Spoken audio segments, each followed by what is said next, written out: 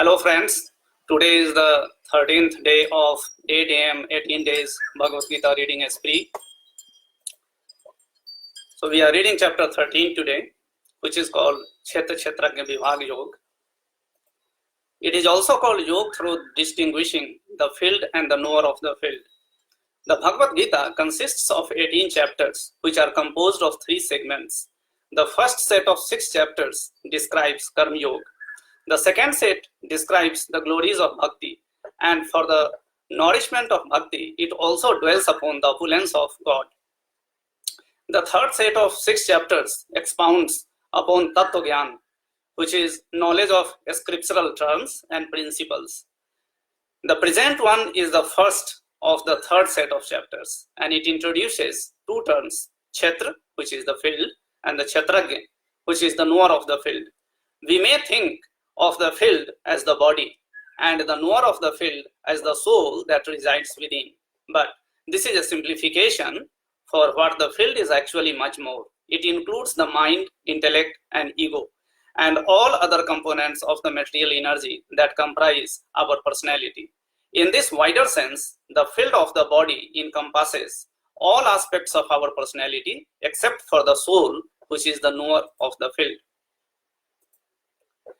As a farmer sows seeds in a field that reaps the harvest from it, we sow the field of our body with good or bad thoughts and actions, and reap the consequent destiny. The Buddha had explained all that we are in the result of what we have thought. It is founded on our thoughts and it is made of our thoughts. Therefore, if we think, that is what we become. The great American thinker Ralph Waldo Emerson said, "The ancestor of every action is thought." Thus, we must learn the art of cultivating the field of our body with appropriate thoughts and actions. This requires knowledge of the distinction between the field and the knower of the field. In the present chapter, Sri Krishna goes into a detailed analysis of this distinction. He enumerates the elements of material nature that compose the body, field of the body. He describes the modifications that arise in the field in the form of emotions, sentiments, and feelings. He also mentions the virtues and qualities that purify the field and illuminate it with the light of knowledge. Such knowledge helps us gain realization of the soul, who is the knower of the field. The chapter then describes God, who is the supreme knower of the fields of all the living beings. That supreme Lord holds contradictory attributes, that is, he possesses opposite qualities at the same time. So he is all pervading in creation and yet seated in the hearts of all living beings. He is thus the supreme soul of all living beings. Having described the soul, the supreme soul, the material nature, Sri Krishna then explains which of these is responsible for actions by living beings, and also which is responsible for cause and effect in the world at large.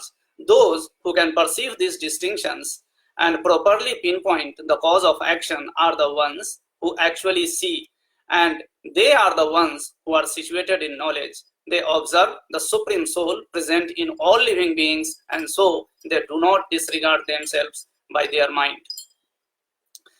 They can see the variety of living beings situated in the same material nature, and when they see the common spiritual substratum pervading all existence, they attain the realization of Brahman. So that was the summary of this chapter. Now, starting from the verse 1, the English meanings.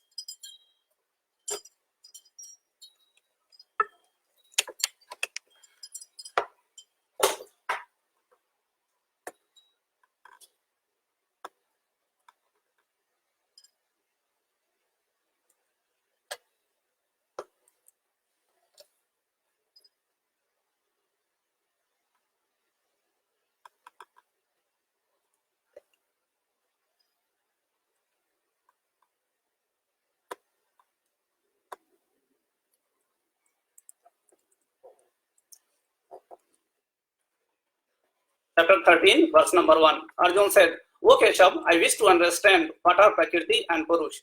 and what are Kshetra and Kshetra. I also wish to know what is true knowledge and what is the goal of this knowledge. The Supreme Divine Lord said, "O Arjun, this body is termed as Kshetra, the field of activities, and the one who knows this body is called Kshetra, the knower of the field, by the sages who discern the truth about both. O Shayan of Bharat, I am also the knower of all the individual fields of activity. The understanding of the body as the field of activities and the soul and God are the knowers of the field. This I hold to be true knowledge. Listen, and I will explain to you what that field is and what its nature is. I will also explain how change takes place within it from what it was created, who the knower of the field of activities is, and what his powers are.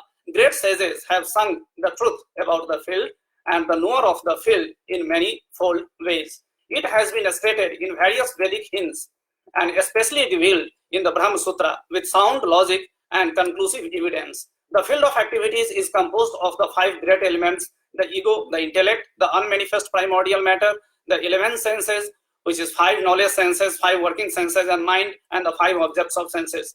Desire and aversion, happiness and misery, the body, consciousness, and the will, all this comprise the field and its modification. Humbleness, freedom from hypocrisy, non-violence, forgiveness, simplicity, service of the Guru, cleanliness of body and mind, steadfastness, the self-control, dispersion towards the object of the senses, absence of egoism, keeping in mind the evils of birth, disease, old age and death, non-attachment, absence of clinging to a spouse, children, home, and so on, even mindedness amidst desired and undesired events in life, constant and exclusive devotion towards me, an inclination for solitary places and an aversion for mundane society, constancy in a spiritual knowledge and philosophical pursuit of the absolute truth. All these I declare to be knowledge, and what is contrary to it I call ignorance. I shall now reveal to you that which ought to be known, and by knowing which one attains immortality. It is the beginningless Brahman which lies beyond existence and non-existence. Everywhere are his hands and feet, eyes, heads, and faces. His ears too are in all places, for he pervades everything in the universe. Though he perceives all sense objects, 8, he is devoid of the senses, he is unattached to anything, and 8, he is the sustainer of all. Although he is without attributes, 8, he is the enjoyer of the 3 modes of material nature. He exists outside and inside all living beings, those that are moving and not moving. He is subtle, and hence he is incomprehensible. He is very far, but he is also very near. He is indivisible, yet he appears to be divided amongst living beings. Know the supreme entity to be the sustainer, annihilator, and the creator of all beings. He is the source of light in all illuminaries and is entirely beyond the darkness of ignorance. He is knowledge, the object of knowledge, and the goal of knowledge. He dwells within the hearts of all living beings. I have thus revealed to you the nature of the field, the meaning of knowledge, and the object of knowledge. Only my devotees can understand this in reality, and by doing so, they attain my divine nature. Know that Prakriti, which is material nature, and the Purush, the individual souls, are both beginningless. Also know that all transformations of the body and the 3 modes of nature are produced by material energy. In the matter of creation, the material energy is responsible for cause and effect. In the matter of experiencing happiness and distress, the individual soul is declared responsible. When the Purush, which is individual soul, seated in Prakriti, the material energy, desires to enjoy the 3 gunas, attachment to them becomes the cause of its birth in superior and inferior rooms. Within the body also resides the Supreme Lord. He is said to be the witness, the permitter, the supporter, the transcendental enjoyer, and the ultimate controller, and the Paramatma, which is Supreme Soul.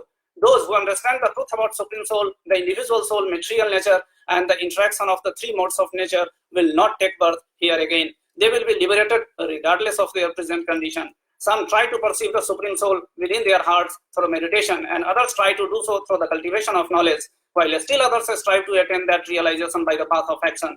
There are still others who are unaware of these spiritual paths, but they hear from others and begin worshipping the Supreme Lord. By such devotion to hearing from saints, they too can gradually cross over the ocean of birth and death. O best of the Bharats, whatever moving or unmoving beings you see in existence, know it to be a combination of the field of activities and the knower of the field. They alone truly see, who perceive the Paramatma, Supreme Soul, accompanying the soul in all beings, and who understand both to be imperishable in this perishable body. Those who see God as the Supreme Soul equally present everywhere and in all living beings do not degrade themselves by their mind. Thereby, they reach the supreme destination.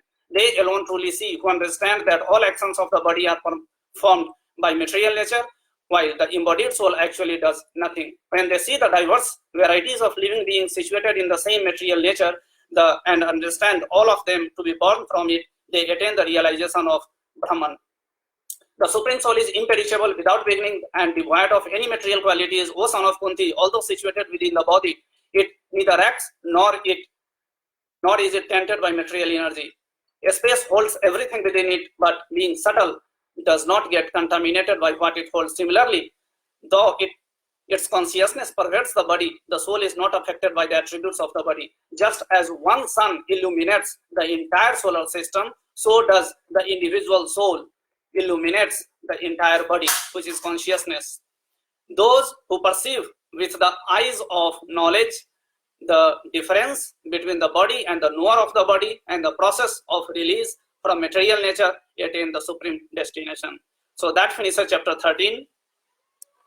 Come again tomorrow, 8 a.m. and we will do chapter 14 together. Thank you.